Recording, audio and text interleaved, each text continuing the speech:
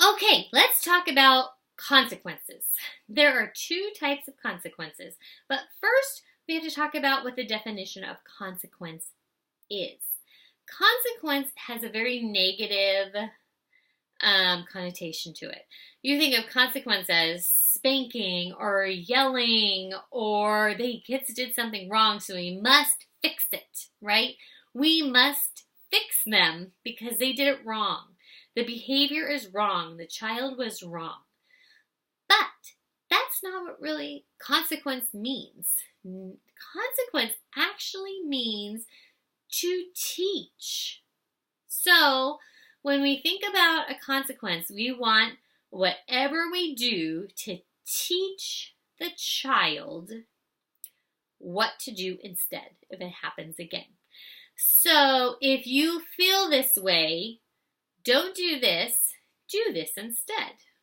If Johnny takes that toy, do this. Don't do this. Right? If you're hungry and we're in the grocery store, don't pull the cookie off the shelf. Instead, ask me for a snack. I hope that makes sense. So, consequence means to teach. There's a lot of different theories out there on discipline. There's a lot of theories out there on what a consequence is. In this course, we're going to talk about using a consequence to teach your child while being consistent in your response to them, how we can change their behavior. Okay? So, in the next couple of videos, we're going to talk about two different ways to do consequences. One is natural consequences, one is logical consequences.